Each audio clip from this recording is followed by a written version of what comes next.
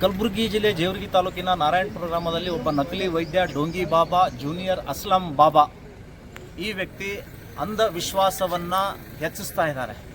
ಮಕ್ಕಳು ಕೊಡ್ತಾ ಇದ್ದೀನಿ, ಮಕ್ಕಳು ಆಗದೇ ಇರುವವರಿಗೆ ನಾನು ಔಷಧಿಯನ್ನು ಕೊಡ್ತೀನಿ. ಡಾಕ್ಟರ್ ಹತ್ರ ಹೋಗಿದ್ರು, 20 ವರ್ಷ ಆದರೂ ಮಕ್ಕಳಾಗಿಲ್ಲ. ನನ್ನ ಹತ್ರ ಬಂದ ತಕ್ಷಣ ಇವರಿಗೆ ಮಕ್ಕಳಾಗಿದ್ದಾವೆ. ಅಂಥ ಅದ್ಭುತ ಶಕ್ತಿ ಎಲ್ಲಿದೆ ಅಂತ ನನಗೆ ಅರ್ಥ ಆಗ್ತಾ ಇಲ್ಲ. ವೈದ್ಯಕೀಯ ಕ್ಷೇತ್ರಕ್ಕೆ ಸವಾಲು ಹಾಕುವಂತಹ ರಶೀದ್ ಆ್ಯಂಡ್ ಗ್ಯಾಂಗ್ ಇದು ವ್ಯವಸ್ಥಿತವಾಗಿ ಎಲ್ಲ ಜನರನ್ನು ಮರಳು ಮಾಡುವಂತಹ ಕೆಲಸ ಇವತ್ತು ಮಾಡ್ತಾ ಇದ್ದಾರೆ. ನನ್ನ ಹತ್ರ ಬಂದ ತಕ್ಷಣ ಅಮ್ಮ ಅಂತ ಕಲ್ತಳು, ಅಪ್ಪ ಅಂತ ಕಲ್ತಳು. ಅರೆ, ಅವ್ರಿಗೆ ಹುಟ್ಟಿದ ಮಗುವಿಗೆ ನನ್ನ ಹೆಸರು ಇಟ್ಟಿದ್ದಾರೆ ಅಂತ ಹೇಳಿ ಇಂತಹ ಮಾತುಗಳನ್ನು ಆಡುವುದರ ಮುಖಾಂತರ ಇಲ್ಲಿಯ ಶರಣ ಸಂಸ್ಕೃತಿ ಪರಂಪರೆಗೆ ಧಕ್ಕೆ ತರ್ತಾ ಇದ್ದಾರೆ.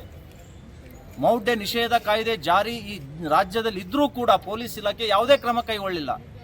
ನೆಲೋಗಿಯ PSI ಈ ಅಕ್ರಮ ದಂಧೆಗೆ, ಮೌಢ್ಯವನ್ನು ಪಸರಿಸುವ ಈ ಚಟುವಟಿಕೆಗೆ ಸಂಪೂರ್ಣ ಬೆಂಬಲ ಕೊಟ್ಟಿದ್ದರ ಪರಿಣಾಮ ನಾರಾಯಣಪುರ ಗ್ರಾಮ ಇವತ್ತು ಅಶಾಂತಿಗೆ ಕಾರಣ ಆಗಿದೆ.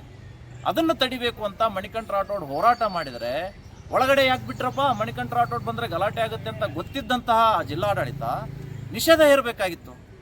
ನಿಷೇಧ ಇರಲಿಲ್ಲ. ಯಾಕೆ ಅಂತ ಕೇಳಿದರೆ ಮಣಿಕಂಠ ರಾಠೋಡ್ ಹೊರಗಡೆ ಹೋಗಲಿ, ಗಲಾಟೆ ಆಗಲಿ. ಆ ಗಲಾಟೆಯನ್ನು ಇವನು ಹಣೆಗೆ ಕಟ್ಟಿ ಇವನು ಜೈಲಿಗೆ ಕಳಿಸ್ಬೇಕು ಅಂತ ಫ್ರೀ ಪ್ಲ್ಯಾನ್ ಮಾಡಿಬಿಟ್ಟು ಇವತ್ತು ಅಲ್ಲಿ ಗಲಾಟೆ ಮಾಡಿಸಿದವರು ಈ ಕಾಂಗ್ರೆಸ್ ಸರ್ಕಾರದವರೇ, ಜೈಲಿಗೆ ಕಳಿಸಿದವರು ಕಾಂಗ್ರೆಸ್ ಸರ್ಕಾರದವರೇ.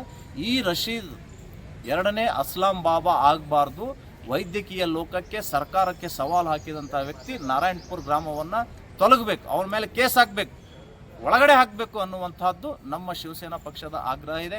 ಒಂದು ವೇಳೆ ಸರ್ಕಾರ ನಿರ್ಲಕ್ಷ್ಯ ವಹಿಸಿದರೆ ಉಗ್ರವಾದ ಹೋರಾಟವನ್ನು ಮುಂದೆ ನಾವು ಕೈಗೆತ್ತಿಕೊಳ್ಬೇಕಾಗತ್ತೆ ಅನ್ನುವಂಥ ವಿಚಾರ ತಿಳಿಸ್ತಾ ಇದ್ದೀನಿ. ಈ ರಶೀದ್ಗೆ ಅಜಯ್ ಸಿಂಗ್ ಶಾಸಕರ ಬೆಂಬಲ ಇದೆ, ಅಲ್ಲಿಯ ಸರ್ಕಲ್ ಇನ್ಸ್ಪೆಕ್ಟರ್, ಅಲ್ಲಿಯ ತಹಸೀಲ್ದಾರ್, ಇವರು ಈ ವ್ಯಕ್ತಿಯ ಮೇಲೆ ಆ್ಯಕ್ಷನ್ ಆಗದ ಹಾಗೆ ನೋಡ್ಕೊಳ್ತಾ ಇರುವುದು ಅತ್ಯಂತ ಖಂಡನೀಯ. ಅಂಧವಿಶ್ವಾಸವನ್ನು ಹೆಚ್ಚಿಗೆ ಮಾಡಲಿಕ್ಕೆ ಸಪೋರ್ಟ್ ಮಾಡ್ತಾ ಇರುವುದೇ ಅಲ್ಲಿಯ ತಾಲೂಕು ಆಡಳಿತ ಮತ್ತು ಜಿಲ್ಲಾಡಳಿತ.